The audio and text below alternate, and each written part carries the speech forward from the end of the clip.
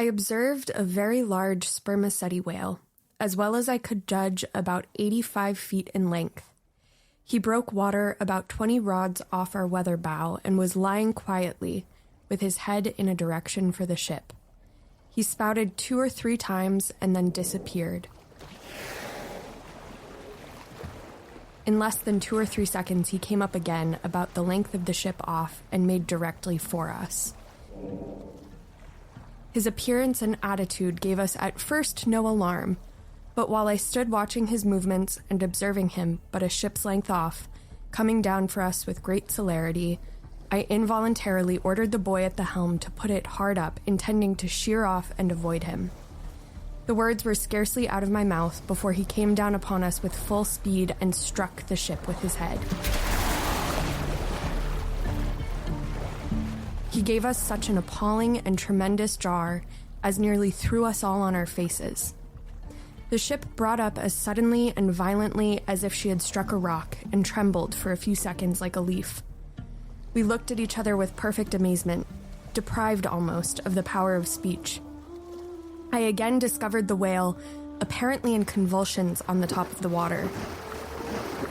He was enveloped in the foam of the sea that his continual and violent thrashing about in the water had created around him, and I could distinctly see him smite his jaws together as if distracted with rage and fury. The sudden and mysterious disappearance of the ship was first discovered by the boat steerer in the captain's boat, and with a horror-struck countenance and voice, he suddenly exclaimed, "Oh my God, where is the ship?"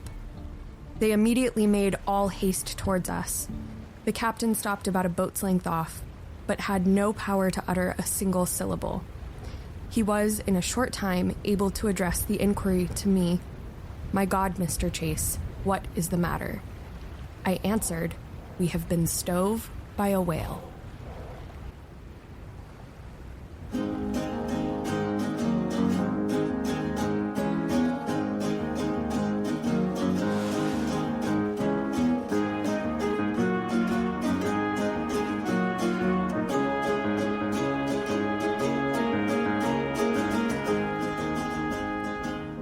Welcome to the Nantucket Game. I'm Thomas Parrish. I'm joined now by Annalie Gilbert-Keith. Hello. And Adam DeLogue. Hello. We are members of the Visitor Operations team here at the Nantucket Historical Association, and in each episode, one of us will go on a research blitz, pulling facts and stories out of the archives to explore the fascinating history of our island. Then, we will invite a guest to join our game to understand how the past continues to shape modern history and the future of the island.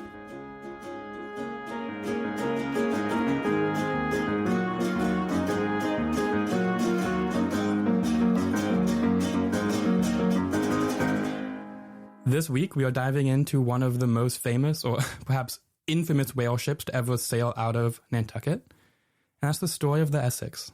The account that Annalie just read was written by Owen Chase, the first mate aboard the Essex, who is describing a fateful moment that we'll get to later in this episode. But before we dive in, we wanted to let you know that we're trying something a little different this month.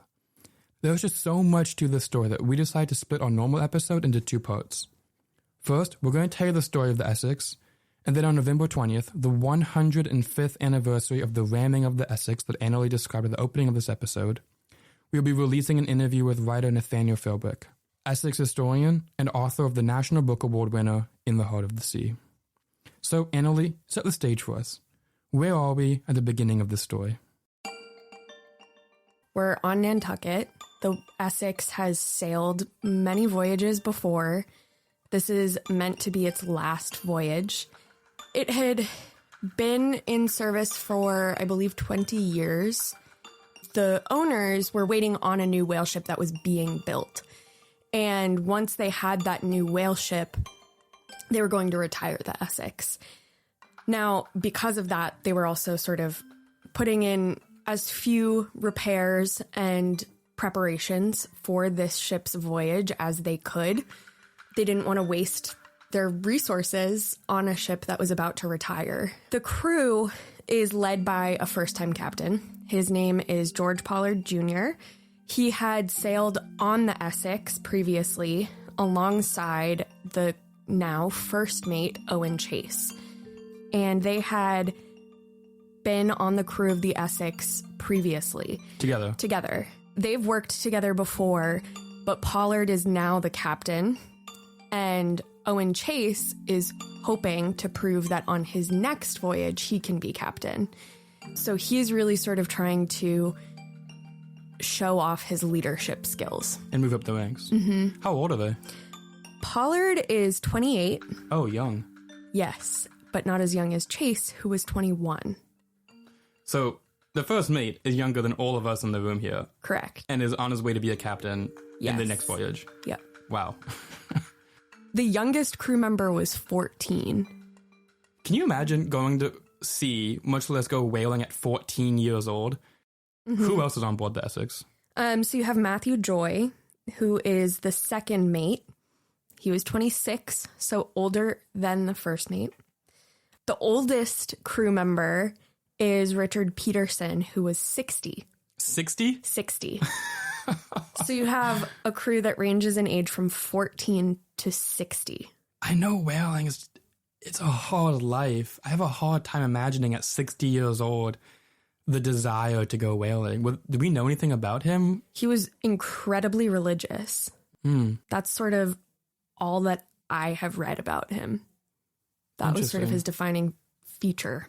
He was actually recruited in Boston. So the Essex had kind of a lot of trouble getting a full crew. Right before they were going to set sail, they sent an advertisement to Boston trying to fill in the rest of the crew, and 7 men joined in response. All 7 were black and joining an otherwise entirely white crew. Is that common to have a Nantucket whale ship that is having to be crewed, or I know it's common to have non-Nantucketers, but to have to put out calls for work? I don't think it's terribly uncommon.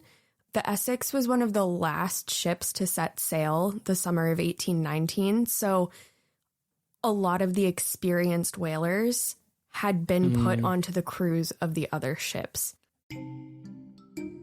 Some other notable crew members are young Nantucketers. There's this group of 3 or 4 about 15-year-old Nantucket boys. Barzillai Ray, Charles Ramsdell, and Owen Coffin. They all went to school together. Owen Coffin was actually George Pollard's first cousin. And then Benjamin Lawrence is a little bit older than them. He's 20, but he's also on this whale ship. And it's not his first voyage, but he's still somewhat new to whaling by comparison to other whalers. And so even these sort of Nantucket men who have been exposed to whaling are pretty new to how they're running a whale ship. So by the summer of 1819, the Essex is one of the last whale ships to leave Nantucket. They have a crew of 21 at this point, and they set sail. How does it go to leave the harbor of Nantucket with a relatively fresh crew? Green hands, if you will. Not very well.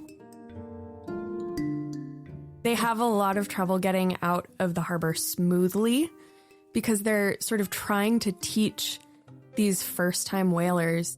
As they're leaving the harbor, a lot of townspeople would go down and watch. Even ship owners, their houses sometimes would have views of the harbor. I've read some accounts that it was incredibly embarrassing for them as they're like feeling these people's eyes on their backs as they're trying to get out of this harbor. And you also have Chase and Matthew Joy, the 2 mates, sort of trying to assert their authority. So they're being pretty harsh on all of these green hands. I have to imagine as well for these Nantucket kids, basically kids. Oh, they act like kids. I mean, 14? Yeah. Ramsdell, Coffin, Ray, like these are Nantucket families. So I would imagine they've got like not just maybe parents, but also cousins and uncles and all sorts of people watching this boat leaving. It's got to be a little bit like, oh, everybody look at, you know, so-and-so. And for Pollard, can't figure out the sail. Having the pressure of being in charge of these kids. You know, he had talked with his aunt and promised to take good care of Owen Coffin, his cousin, and make sure that he was safe. And so knowing that the town is watching and sort of depending on you to keep this group alive, would be really intense. But they do eventually get the sails about them. Where do they go from there? They go straight out into the Atlantic. They're starting to go actually over towards the Azore Islands off the coast of Portugal first. They hit some bumps along the way, as in a really big squall, which actually practically knocks the ship over onto its side. And I would call that a little bit of a hiccup. Yeah. They pretty much immediately lose 3 of their 5 whaleboats. 2 of them actually are washed away, and 1 is very damaged. Wait, so to clarify real quick, what's the difference between a whaleboat and a whale ship? Great question. So the whale ship is what they're sailing in. That's the Essex. The Essex is a whale ship. Yes. Okay. So that's where they're sleeping. There's the hold that's holding all of these casks of oil. And then the boats are much, much smaller, sort of in modern terms, more like a rowboat. And that is what the crew drops down into the open water when they see whales. So that's what they're going out hunting the whales in. So the ship is the large masted vessel that you travel the world in. Mm-hmm. And then you have these rowboats that you then use for maneuvering to get to the whales when you see them. Exactly. Okay. To jump back to the squall, if they lose 3 out of 5 whale boats, does that impact the voyage at all? Yes and no. It isn't good. And there's debate about whether or not to return to Nantucket, but ultimately they decide to keep going. And they're able to secure 2 more whaleboats in good shape in one of the port cities that they stop in. And then after that, they're very eager to get into the Pacific Ocean and finally find whales. They do make it past Cape Horn safely. They stop in the Galapagos Islands and get a bunch of giant tortoises, which they had planned to use for food. They could have been 100-pound tortoises or more. And then they head up the coast of South America. And when they make it to Peru, Henry DeWitt, one of the crew members from Boston, deserted the ship. But they have already filled half of the quota of oil that they had hoped to get over the course of the full voyage. And that's a big win because it's been about a year. A typical whaling voyage would have been about 4 years at that point. So to have half of what you hoped to get in that 1 year is pretty remarkable. So they're doing pretty good for themselves. Very much so. They're starting to get a little headstrong about it, a little confident. So while they're in Peru, they come across another Nantucket whale ship and its crew. And the captain of that ship is Daniel Russell, who was actually the captain of the Essex for a voyage that Chase and Pollard had been on. So they trust this Nantucketer, Daniel, and he tells them about this sort of new place that people are starting to go whaling. And it's much further off the coast than most whale ships were going at that point. Later, it became really common for whale ships to go out that far. It became known as the offshore whaling grounds. But in 1820, it was still sort of the Wild West for whalers. When they get out to this new frontier of whaling, what do they find? Well, they find a large pod of sperm whales, and so they drop 3 whaleboats down into the water. One is led by Pollard, one is led by Chase, and one is led by Matthew Joy, so the 3 officers. And each of the whaleboats pretty quickly harpoons and attaches themselves to a whale. And then they're out on their Nantucket sleigh rides. That's when the whale is sort of reacting negatively to a harpoon being put in its back.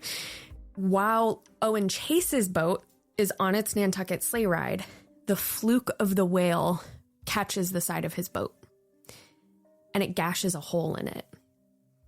And so Chase cuts the line connecting his boat to that whale. He orders the men in the boat to stuff their shirts and their jackets and whatever they have on into that hole in the boat, and they go back to the Essex. They pull it up onto the ship, and he's really hoping that they can repair it just enough that they can go attach to a different whale or the same whale. And while they're trying to repair this whaleboat, this big sperm whale. How big are we talking? We're talking about as big as the Essex. Oh, so like 85 feet plus? Yes. This really big whale appears sort of about 85 feet away from the ship. One whale's length. Exactly. Or one ship's length. Okay. Whichever way you decide to put it. Yeah. And it's swimming towards the Essex. And so Chase, seeing this whale, goes to order the other crew members on the ship to try to get the ship out of this whale's way. But the whale is moving too quickly, and the whale swims directly into the Essex. What would that have felt like to be on board being rammed by an 85-foot massive sperm whale? Well, as the excerpt that I read at the beginning of the episode mentions, they were almost thrown to the ground. They were almost knocked off their feet. It would have been pretty intense. And, you know, as Chase wrote, everyone was practically speechless because how do you even react to that? It was the first time in recorded history that an unprovoked sperm whale had attacked a ship. So they had no idea what to do. Maybe we don't know this, but like, are we sure that this whale was unprovoked? It hadn't been like one of the whales that they were hunting just like not a couple minutes earlier? I mean, no, we're not sure. We'll never really know why the whale did ram into the Essex. There are a couple of theories, though. One is that it didn't mean to ram into the Essex. Maybe it didn't know that the Essex was there. But I've also heard the theory that the hammering sound of Chase and his men trying to repair their boat, that sounded like echolocation to the whale. And so the sperm whale thought that the Essex was another whale trying to start a fight or encroach on their territory or something. So we might not know exactly why the whale hit the Essex, but we do know that it did. And so the whale slams into the side of the ship. The ship shudders. The men on board the Essex are thrown to the ground. What happens next? Well, it depends whose account you look at. In Thomas Nickerson's account, he was the 14-year-old cabin boy on the Essex. He claims that Chase grabbed a lance to try to kill the whale. But in Owen Chase's narrative, that doesn't happen. Either way, the whale sort of starts to swim away, and then it turns around, and it comes back, and it hits the bow of the ship. And that's when they know that they have a problem. What does that mean, they have a problem? Their ship is seriously damaged. As in, there's water on the inside of a ship where there's not supposed to be water? Correct. Okay. They're now looking at having to leave the ship behind. Oh, wow. So it's really damaged. It is. Okay. It is. There's a whale-sized hole in the side of the boat. I don't know if it's a whale-sized hole, but there's a pretty significant hole that they would not easily be able to fix. So this happens when only Chase and his crew are on board the Essex. That still leaves Pollard and Joy's boat still in the water hunting whales, right? Do they see any of this happen? No. They would have been focused on their whales, and they could be really far away. Ultimately, they look back and see on the horizon line the mast of the Essex listing. It's tilting in ways that it really is not meant to. That is a key indicator that something is wrong with your ship. You don't want to see the mast at a funky angle.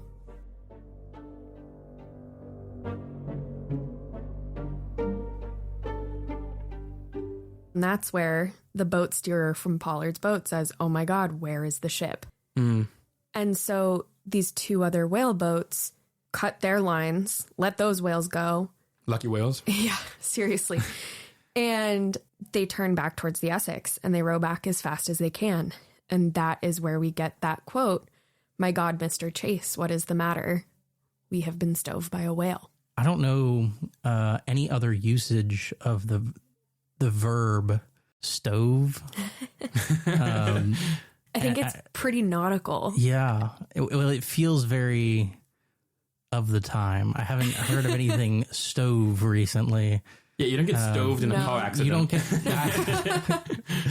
My God, Thomas, they've stoved my Subaru.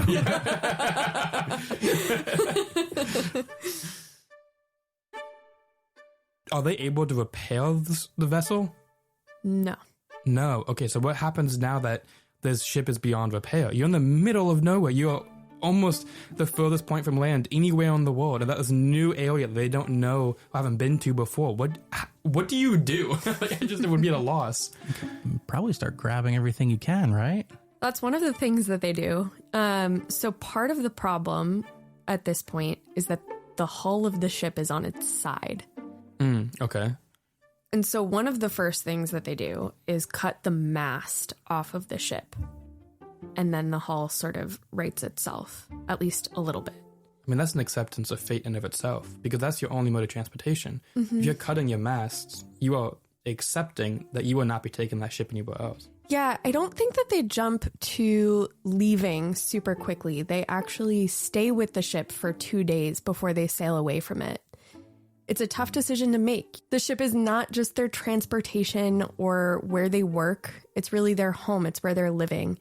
And so they're taking the time to gauge how bad the damage is over a period of time, and they're taking as much agency as they can. Keep in mind that these are professional sailors who are making their living at sea, and they're using all the skills that they have to position themselves for success, at least as best as they can.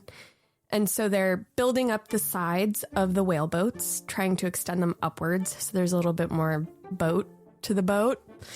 They're building makeshift masts and sails and using what they had salvaged from the Essex so that they can sail rather than just drifting. And they're grabbing tools and navigational equipment. They get about 30 days supply of food and water. By food, I mean hardtack, which is not something you would want to eat for 30 days. It's less pleasant than a cracker. It's just flour and water, and it's hard. Yes. Yep. You aren't eating hardtack for fun. That's not like, I'm home at the end of the day. I want a snack. Let me get some hardtack. So they're imagining they're going to be at sea for 30 days.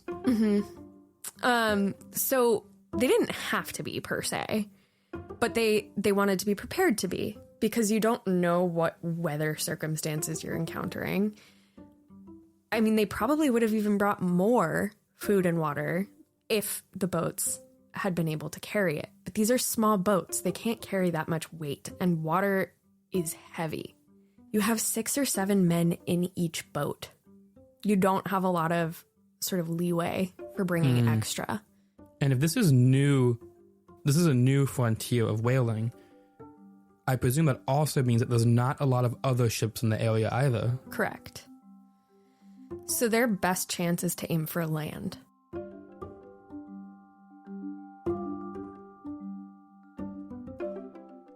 They did not have great navigational tools, even given that they had saved some from the Essex.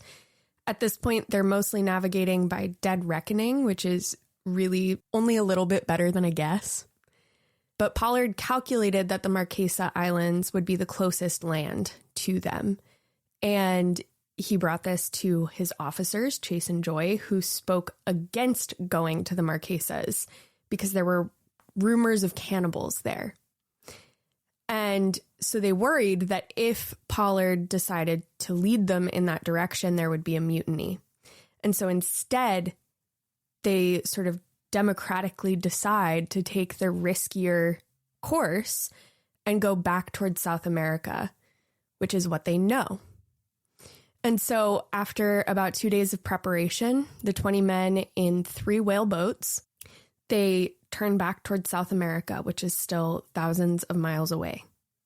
I mean, he's a first-time captain. He's not yet the big cheese. He's not fishy enough, is what the Nantucketers would say. That's what fishy means, is assertive, authoritative. Yeah. That's fascinating. Now it, of course, means a little bit off or bizarre or suspicious. At the time, you wanted to be really fishy if you were going to be a captain.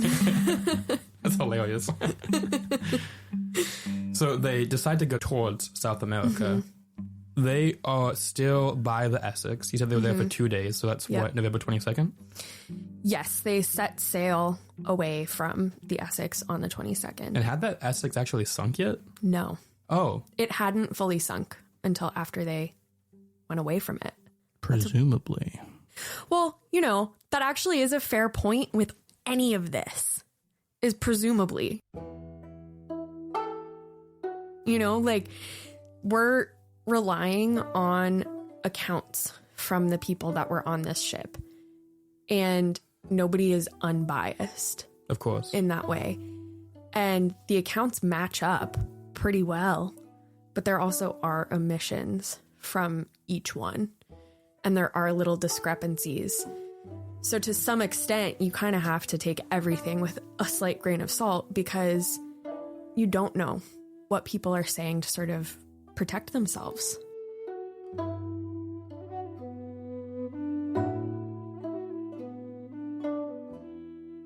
So they leave the Essex as it's continuously sinking, but not fully sunk yet. Mm-hmm. And they set sail towards South America. Mm-hmm. And I presume that voyage goes exceedingly well and they make it safely and sound. How did you know? The end of the episode. The first hiccup of many is that because they're in whaleboats and whaleboats are not suited to the open water, a lot of waves wash up over the sides of the boats and contaminate the hardtack and the drinking water. What does not help with hunger and thirst?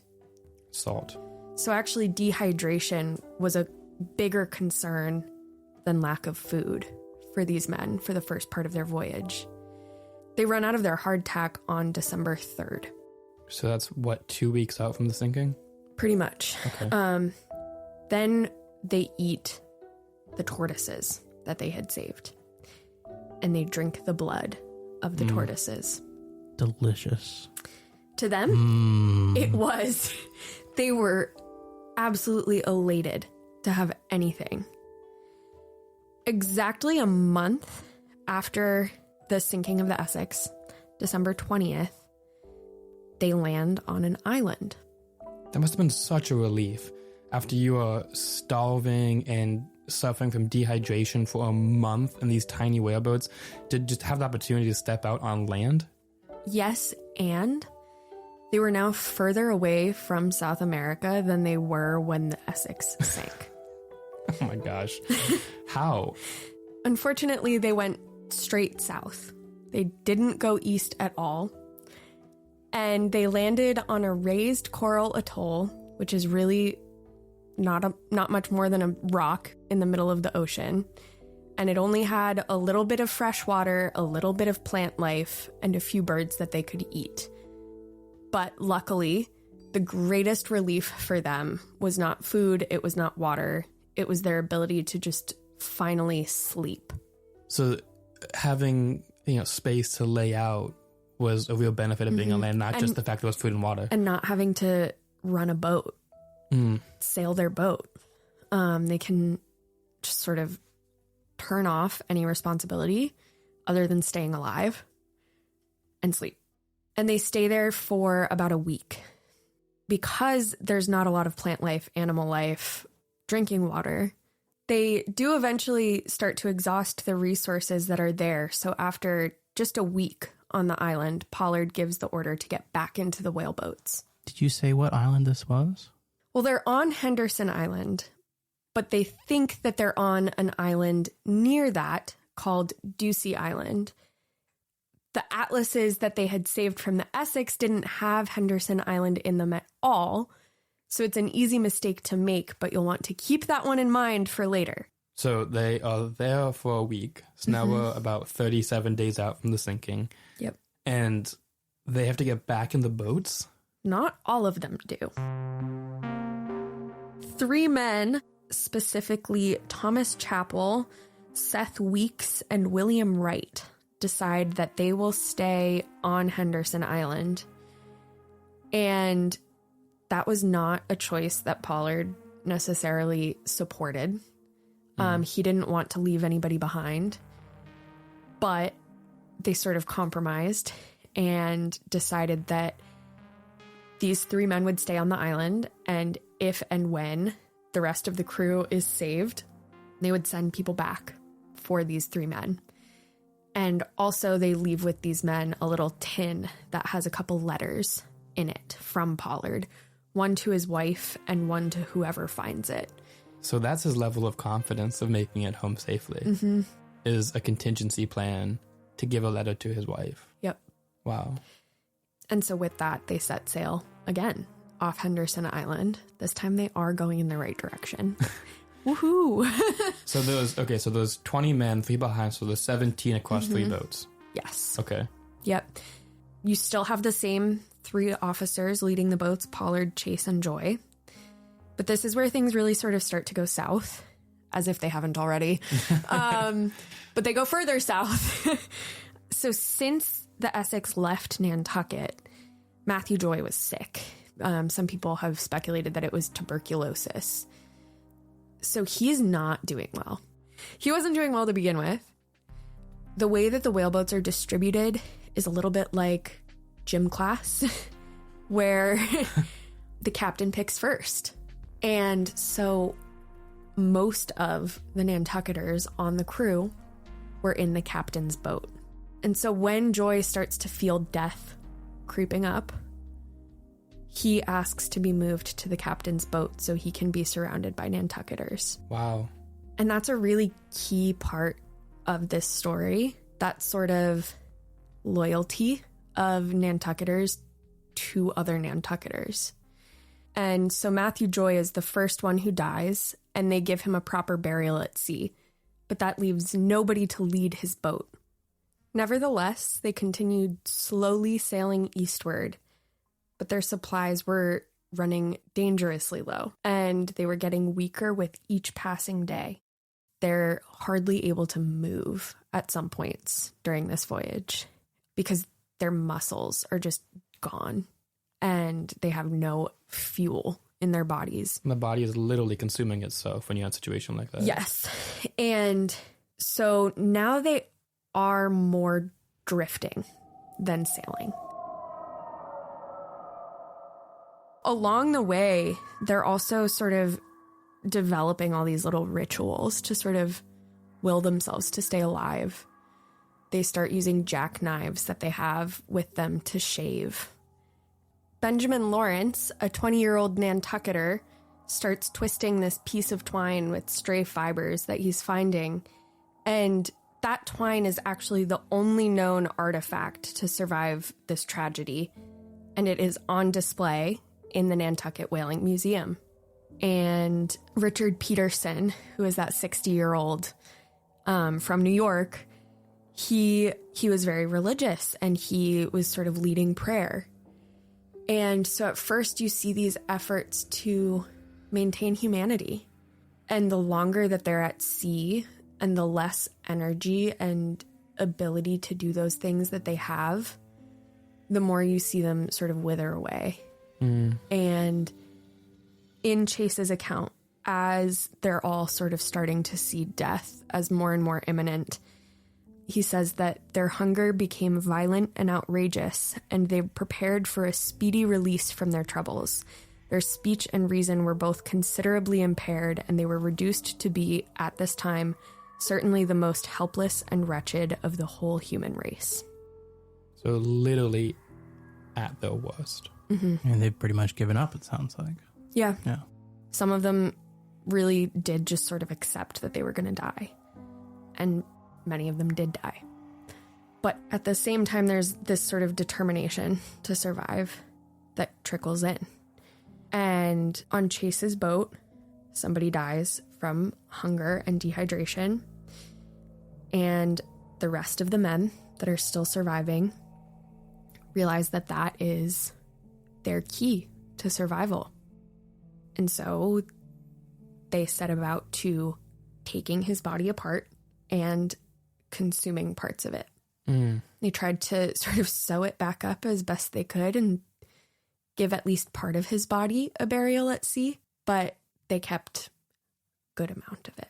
I mean, no good sailor is going to let things go to waste if you can survive. But you also have to imagine the moral debate of, do you hold on to your humanity and, this taboo of cannibalism, or do you choose to survive? It's a really tough question. Well, it's also interesting that you use the word taboo, because in the early 19th century, in survival situations at sea, it's not that cannibalism was like encouraged, but it was more accepted. Interesting. And it was sort of understood that if you have to survive, or if you're going to survive, you have to do what you have to do. And so people would come home and they would be very honest about having eaten their crewmates. And it's not until later in the 19th century that it does become more and more taboo. So Owen Chase's boat, they have to resort to cannibalism. Mm-hmm. Do you see that on the other two boats as well? Matthew Joy's boat didn't have any navigational tools. And by the time that the men are resorting to cannibalism, the boats had all been separated. And once Joy's boat slipped out of view from Pollard's boat and Chase's boat, it was never seen or heard from again. A boat with skeletons in it did wash up near Henderson Island, but we don't know for sure that it was Joy's boat. And so the fate of that boat and the men in it will never truly be known. Now, Chase's boat, you have someone die of hunger and dehydration, and they resort to cannibalism. On Pollard's boat, they go through the same thing that happened on Chase's boat. The crewmates die of hunger and dehydration, but then they run out of meat from their crewmates. They've run out of hardtack, and they're still completely adrift at sea. And at that point, Charles Ramsdell, who is now 16, he's one of those young Nantucket boys, suggests that they might have to make a sacrifice. And so then the men draw lots to see who is the unlucky one. And the unlucky man is the now 17-year-old Owen Coffin, Pollard's young cousin. And none of the first-hand accounts that are sort of referenced commonly are from Pollard's boat. So a lot of this comes secondhand. So there is room to doubt whether or not, they drew lots, whether or not Pollard offered to take Owen's place. But the accounts that we have say that that is what happened. That lots were drawn, and Pollard argued with Owen Coffin to take his place, be the one that's sacrificed, and hopefully Owen Coffin can make it home safely. But Owen Coffin sort of took his role in stride, and then they drew lots to see who had to pull the mark. And so Owen Coffin was shot, and then they ate his body. And in that boat, then, only a few days later, Barzillai Ray, one of the other young Nantucketers, died of hunger and dehydration. So if they had been able to survive 2 or 3 more days, they wouldn't have had to kill Owen Coffin.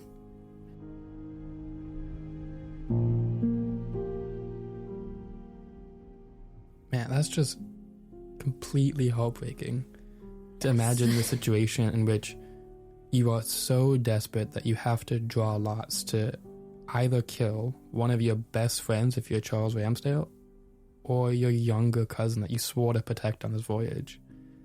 Like, that is just, it just shatters my heart to think about a situation that would require and necessitate that decision. You'd start to sort of lose your feeling that you're human, I think. Yeah.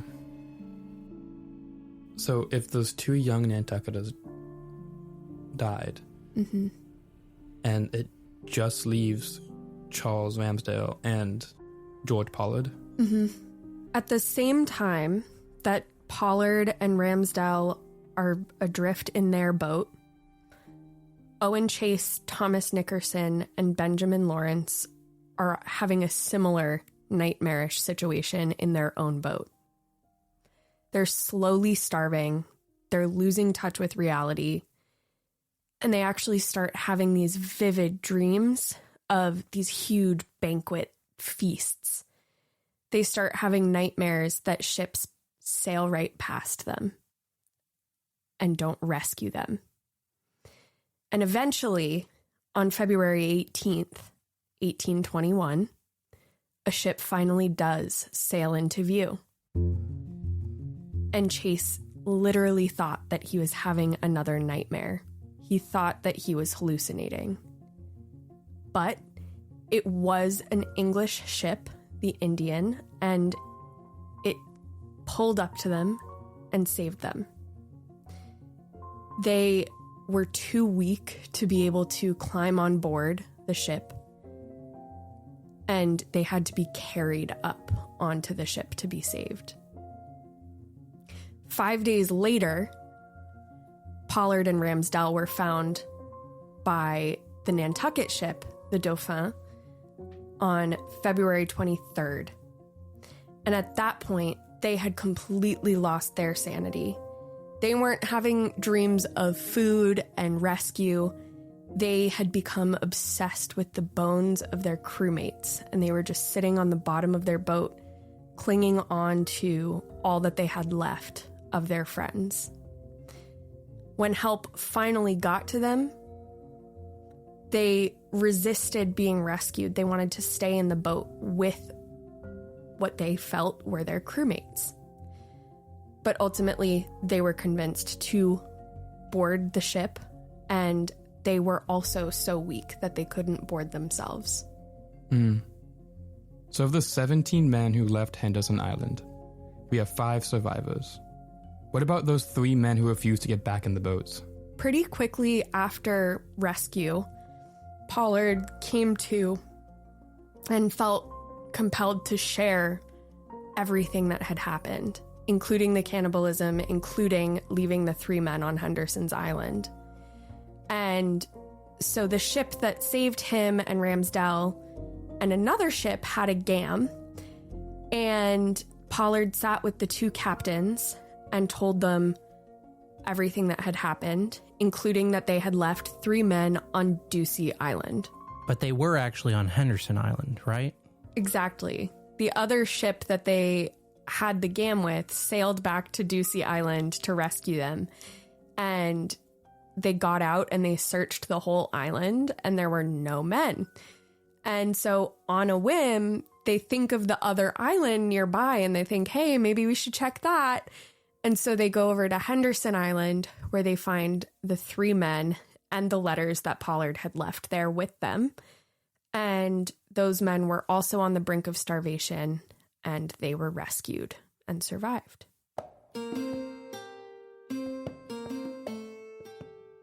That's a pretty powerful story, but it's also horrific. When we think of a 20-man crew, originally 21, but that one lucky guy jumped ship in Peru. But there was 3 men on Chase's boat, 2 men on Pollard's boat. That's only 5 men who survived on the boats. 3 on the island. That's only 8 survivors out of a 21-man crew. 9 out of a 21-man crew. Okay, yeah. 8 survivors plus the one in Peru. Yeah. I mean, that's certainly a striking part of this story, just the death toll of this disaster.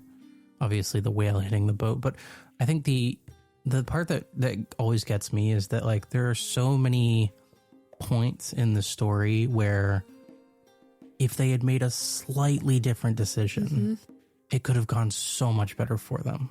Yeah. If they had gone to the Marquesas Islands instead of trying to make for South America. There's so many things that could have gone right for them that didn't. Yeah. But again, they were making the best decisions that they could with the information that they had.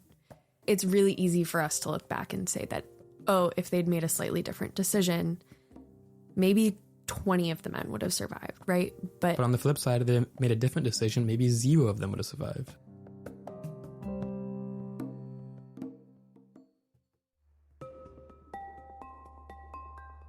oftentimes when whale ships return, there would be sort of a celebratory tone because they've made it back.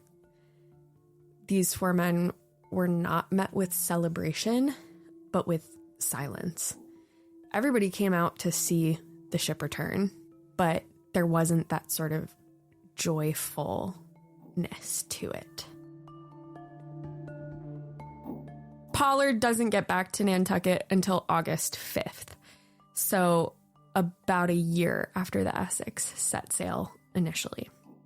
Ultimately, all 5 of the surviving Nantucketers would go whaling again. Pollard would be named captain of another ship. Ironically, it was actually the same ship that brought him back to Nantucket, the 2 brothers. His new crew included Thomas Nickerson, the cabin boy from the Essex. Unfortunately, the 2 brothers did run aground on an unmarked shoal near Hawaii. Luckily, everybody survived that accident, but George Pollard never sailed on a whale ship again. Owen Chase, on the other hand, did get the captaincy he wanted and sailed a whale ship out of New Bedford. Before becoming a whaling captain, though, he published his memoir, his first-hand account of what happened on the Essex. It was sold for 62.5 cents and was released almost a year to the day after the sinking of the Essex. For a long time, that was really the only first-hand account of what had happened. But then in 1960, another account was discovered in the attic of a home in upstate New York. Turns out it was written decades after the tragedy of the Essex by Thomas Nickerson. In 1980, the manuscript made its way to the Nantucket Historical Association, and it was authenticated and published. And both Nickerson's account and Chase's account were pivotal in the writing of In the Heart of the Sea by Nathaniel Philbrick, who will be joining me and Thomas when we release part 2 of this episode.